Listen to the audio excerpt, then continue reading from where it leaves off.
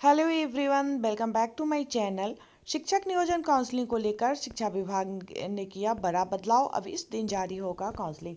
बिहार में जो छठे चरण के नियोजन के तहत 94,000 शिक्षकों की बहाली चल रही है, तो उसमें दूसरे चरण का जो रिक्त सीट है उस पे और तीसरे चरण का काउंसलिंग होना अभी बाकी है। तो अभ्यर्थी काफ़ी बेसब्री से उसका इंतजार कर रहे हैं, लेकिन इस बार शिक्षा विभाग कुछ बदलाव करने जा रहा है काउंसलिंग में। ठीक है, तो आइए पूरे न्यूज़ को देखते हैं। बिहार के छठे चरण के शिक्षक नियोजन की काउंसलिंग का इंतजार हजारों अभ्यर्थी बेसब्री से कर रहे हैं। 24 घंटे के अंदर काउंसलिंग का शेड्यूल जारी होने की खबर थी, लेकिन अब जो जानकारी मिल रही है उसके मुताबिक काउंसलिंग को लेकर शिक्षा विभाग ने एक बड़ा बदलाव किया है। यही वजह है कि अब तक शेड्यूल जारी नहीं हो सका है।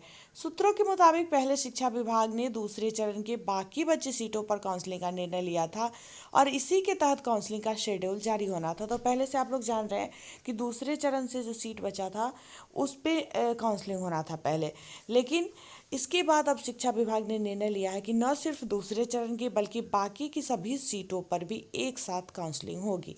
यानी छठे चरण के आवेदन करने वाले अभ्यर्थी के लिए आखिरी मौका होगा।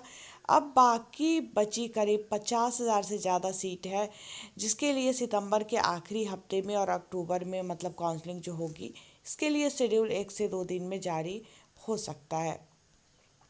अब जो काउंसलिंग होगी उसमें तमाम वह नियोजन इकाइयाँ जहाँ किसी वजह से नियोजन नहीं हो पाया है, या वह नियोजन इकाइयाँ जहाँ किसी वजह से नियोजन स्थगित करना पड़ा था, या ये नियोजन इकाई जहाँ नियोजन बाकी है, उन तमाम जगहों पर अब एक साथ सितंबर के आखिरी हफ्ते में और अक्टूबर में के किसी हफ्ते में काउंसलिंग होगी।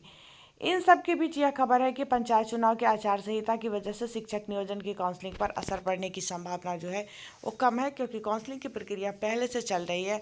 इसे सिर्फ आगे बढ़ाना। हालांकि जब तक निर्वाचन आयोग की तरफ से हरी झंडी नहीं मिल जाती, तब तक शिक्षा विभाग के अधिकारी कुछ भी कहने से बच रहे हैं। ठीक है, तो यही है कि ऐसा मतलब सूत्रों का कहना है कि दूसरे चरण का जो बाकी बचा हुआ सीट है या जहाँ पे काउंसलिंग नहीं हो पाया था, और तीसरे चरण का काउंसलिंग सब एक साथ होगा, ऐसा बताया जा रहा है।